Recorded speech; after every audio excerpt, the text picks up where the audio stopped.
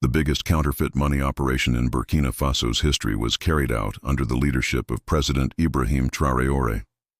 The 30 billion francs in fake currency seized from a villa in one of Ouagadougou's luxury neighborhoods, and the names arrested in the operation revealed a massive conspiracy planned against Africa's economy. Everything began with the keen eyes of a young clerk named Aminata Sawadogo, working at the central bank. During routine money counting, she noticed something strange about the banknotes in her hands. The texture felt right. The color was perfect, but something was wrong. Sa rushed to her superiors. She showed them the banknotes. Those are fake but incredibly high-quality counterfeits. They pass normal checks. Only special devices can detect them. She said bank manager Jean-Claude Cabor was initially skeptical, but detailed examinations proved the young clerk was right. High-quality counterfeit francs indistinguishable from real ones were circulating in the market. Cabor panicked. If this information spreads, the economy will collapse. People will withdraw their money from banks. Crisis will begin, he thought. He immediately called the finance minister. Finance Minister Laurent Bong tried to remain calm on the phone. Stay calm. Don't tell anyone about this. I will inform the president. He said when True received the news, he went mad with anger. He slammed his fist on the table. This is not ordinary. Counterfeiting this is economic warfare. They want to devalue our currency and impoverish the people. He immediately convened the National Security Council.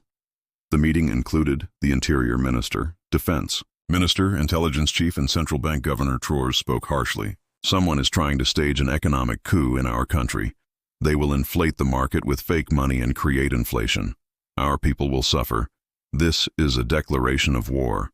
Intelligence Chief Commandant Arago took the floor. Mr. President, there has been an abnormal increase in cash circulation in recent weeks. It's as if someone is pumping large amounts of money into the market. The central bank governor confirmed, yes, money supply is increasing uncontrollably, but we couldn't find where it was coming from. Now it's clear they're printing fake money. Traoré stood up. Immediately form a special team. The best intelligence officers, financial experts, and special forces will work on this. We won't rest until we destroy the counterfeit money network. The team quickly got to work. The first clue came from the paper used for the fake money. This paper wasn't produced in Burkina Faso. It was imported customs. Records were scanned. Captain Ibrahim Diallo presented the findings to Traoré. Mr. President, high-quality printing paper has entered the country in the last 6 months. Special printing inks have passed through customs. The buyer company? Isra asked curiously. Who's the buyer company? Tio handed over the file. Printing house called Primerie Modern Essa. The owner is François Wedrau. But what's interesting is the man suddenly became rich 6 months ago. He bought a luxury villa, bought expensive cars. Traoré's eyes lit up. Here's the clue.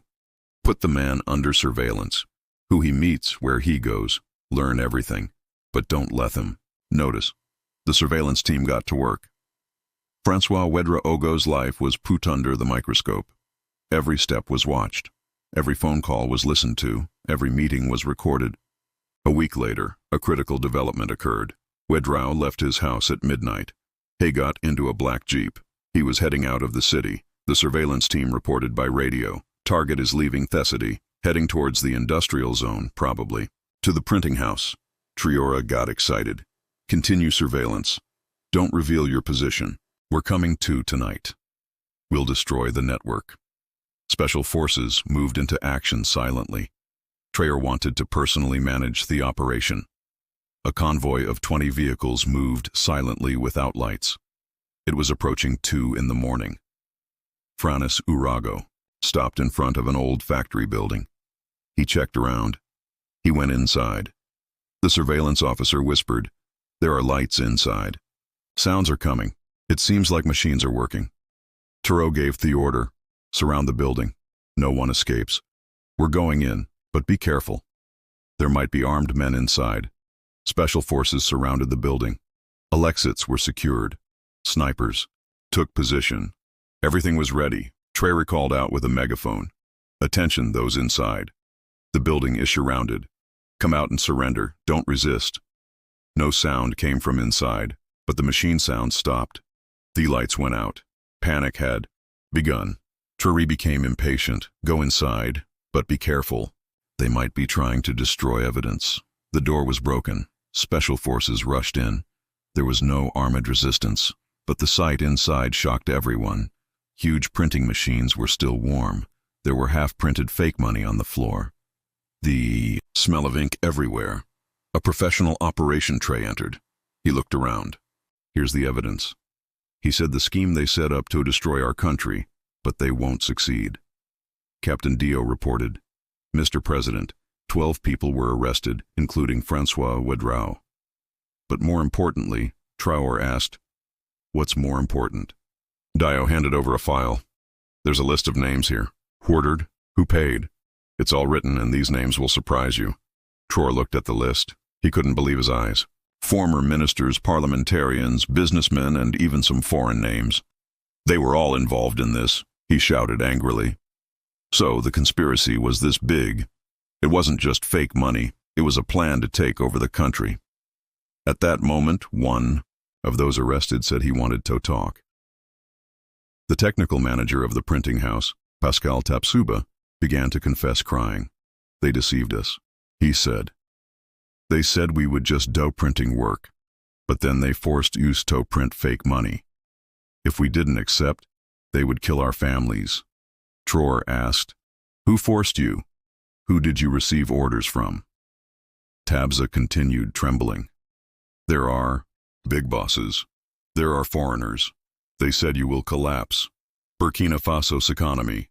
Traoré will fall. Our man will replace him. Traoré's face turned red. Give names. Tell everything or you'll rot in prison for life. Tabsoba sobbed out the names. Each name was like a bomb. Some were well-known opposition politicians. Some were wealthy businessmen and some. Traoré cut him off. Enough. I understand. Arrest them all. No one sleeps tonight. All names must be arrested by morning. The operation expanded. Police teams scattered everywhere. Villas were raided. Offices were searched. Secret safes were opened. By morning, the number of those arrested reached 50. Among them were very well-known names. The public would be greatly shocked when they woke up. Traoré held a press conference early in the morning. Behind him, the seized fake money was piled up. The image was striking. He began his speech. Dear people, tonight we prevented the most despicable conspiracy in our history. Someone wanted to collapse our economy with fake money. He showed the fake money in his hand. Look here. Can't you distinguish it from the real thing? They printed 30 billion francs. They were going to release it into the market. Journalists were amazed. One of them asked, Mr. President, who can print such quality fake money? Traoré answered harshly, who first? The names, then the powers behind them, but we caught them all. Here's the list the names projected on. The screen plunged the hall into silence. Everyone was shocked. How could these names be involved in such a thing? Continued. This is not just about fake money. This is an attempted economic coup. Their goals were to devalue the franc, create inflation, impoverish the people, and finally he paused. Finally, overthrow me and establish a puppet government. But they failed because our people are awake. Because our army is strong. Because Burkina Faso doesn't kneel. A BBC correspondent raised his hand. So which powers are behind this operation? Are there foreign connections? Traoré slammed his fist on the table. Of course there are. Who provided the technology to print fake money? Who financed the money? Who organized it? We'll reveal everything soon. A French journalist interrupted. Those accusations are very serious. Do you have proof? Traoré laughed. Proof. The printing house is there. The fake money is there. The confessors are talking. Bank accounts, records, correspondence. Everything is in our hands.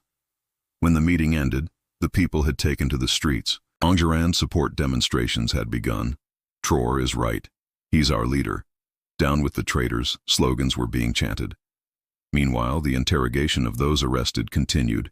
Each was giving different information, but they all had a common point, a big plan. Francois Ouedraogo finally decided to talk. Despite all his lawyer's objections, he confessed. Yes, we printed fake money, he said. But this wasn't my idea. They offered it to me. They said, either you do this job or you lose your business." The prosecutor asked, Who offered?" Valrago hesitated, then spoke. "Former Finance Minister Jerome Carr Cometo me," he said. "We will save the country. Traoré is a dictator. We will overthrow him." "Continue." They said. Idra Ugo explained. "The plan was like this. We would release the fake money into the market. Inflation would explode. The people would revolt. The army would intervene." "So where did the financial support come from?" was asked. Origa lowered his head. "From abroad, money was deposited in special accounts. Regular payments were made every month. Received a total of $10 million. From which country was asked. "I don't know," he said. "But it was coming from European banks, sometimes from Dubai, sometimes from Switzerland, each time from a different account." Following these confessions, Traoré held a second press conference. This time he spoke more harshly. "Now everything is clear." He said this conspiracy is being managed from outside. He old colonial days, but they won't succeed. He showed the documents in his hand. Here are the money transfers. Here are the instructions. Here are the secret meeting minutes. Everything is here. Then he turned to his people. "Dear brothers, this attack is not just on me, but on all of you. They wanted to steal your future, your children's bread." The people shouted angrily, "Long leave. Traoré down with imperialism." Traoré continued, "But we won. We didn't fall into their trap. We protected our money. We protected our economy. We protected our independence." On the fourth day of the operation, a new development occurred. Former Minister Jerome Carré, who was arrested, began to talk. "I confess," he said, "I'm involved in everything, but there are powers beyond me. I'm just an intermediary. Who's behind you?" was asked. Carré took a deep breath. Meetings were held in Abidjan. There were people coming from Accra. Instructions came from Paris. Approval. From Washington, the hall fell silent. This confession changed everything. The conspiracy was international. Compare continued. They said Traoré is dangerous. He's uniting with Mali and Niger, breaking away from the West, getting closer to Russia and China. He must be stopped. How would you stop him? First, we would create an economic crisis, inflation with fake money, then social explosions, strikes, demonstrations, uprisings, and finally, what cow swallowed. Finally, collaborators within the army would act. There would be a coup. Would be the interim prime minister. Thus, confessions had a bomb effect. Traoré immediately increased. Security measures, purges began in Thirmi. Suspicious officers were detained. On the fifth day, the court process began. The defendants appeared before the judge one by one. The charges were serious: treason, economic, sabotage, terrorism. The chief prosecutor read his indictment. The defendants tried to destroy the state in a planned and organized manner. They wanted to disrupt economic stability by printing fake money. Evidence was presented. Fake money, printing machines, digital records, bank statements, witness testimonies, everything was in the file. Defense lawyers were in a difficult position. The evidence was very strong. Confessions had been obtained. They were caught red-handed. Meanwhile, support messages were coming from all over Africa. Mali leader Amy Goa said, "Brother Traoré is fighting for Africa's economic independence." Niger leader Chiani said, "This attack is on all office. We must now act together. African currency must be strong."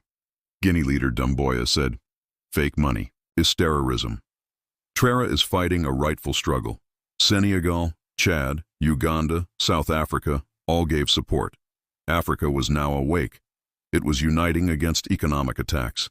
Traoré evaluated this support. He called on the African Union. "We must create a common currency. We must fight together against counterfeit money." Printing his proposal quickly found support.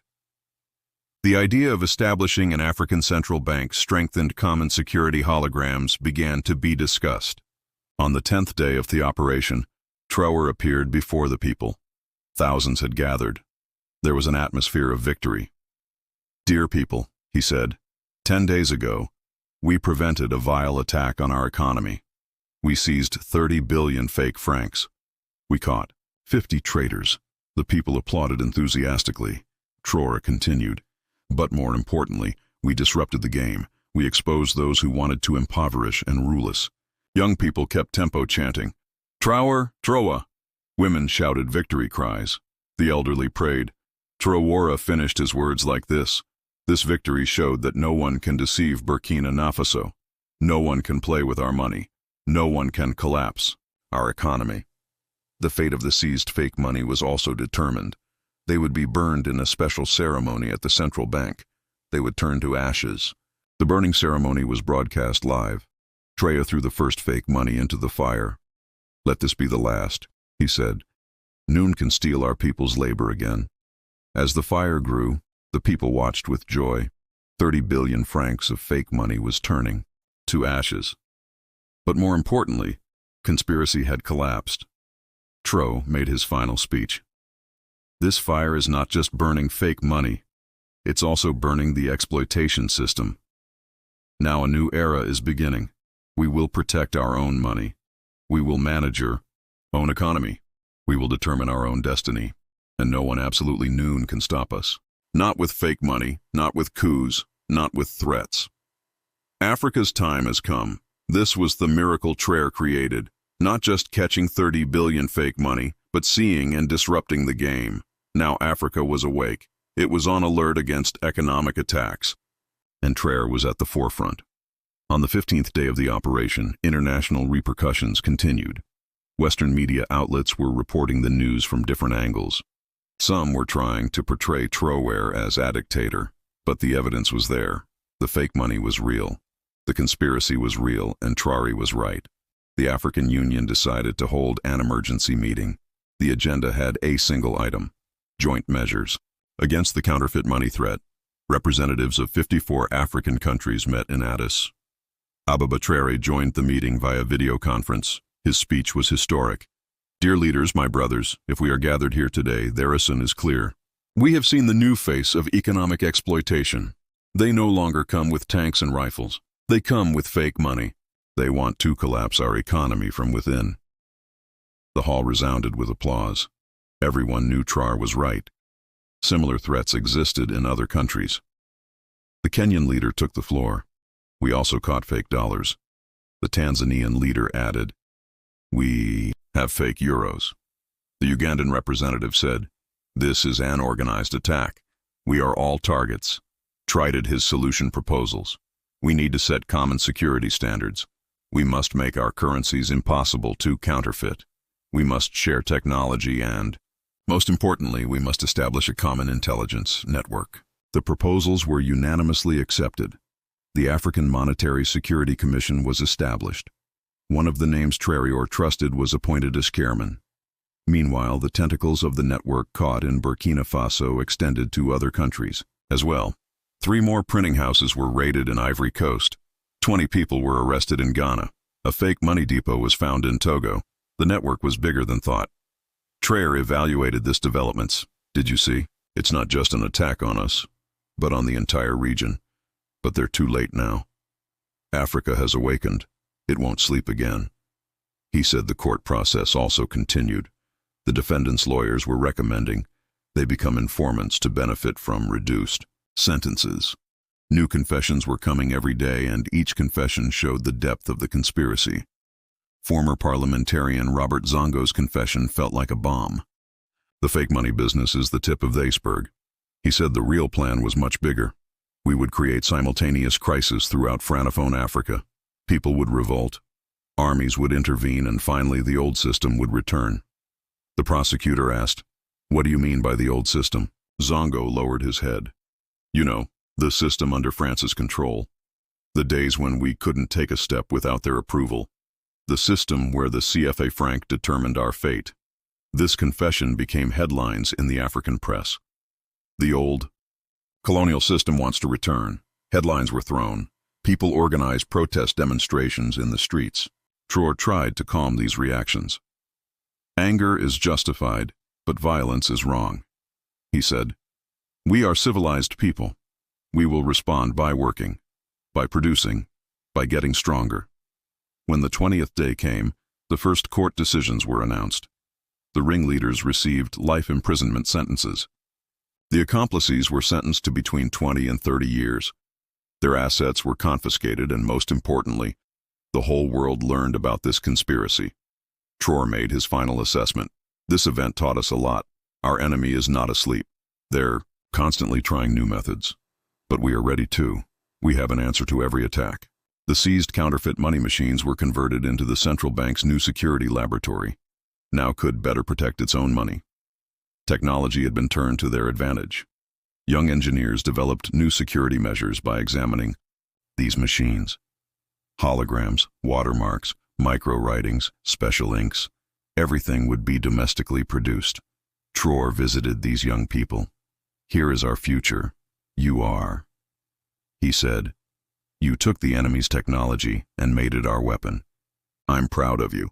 Africa's bright minds are here." This was the real victory, not just disrupting the conspiracy, taking the conspirators' weapons and using them against them. The fake money machines had turned into security technology. The traitors had become lessons for patriots. Defeat had become victory.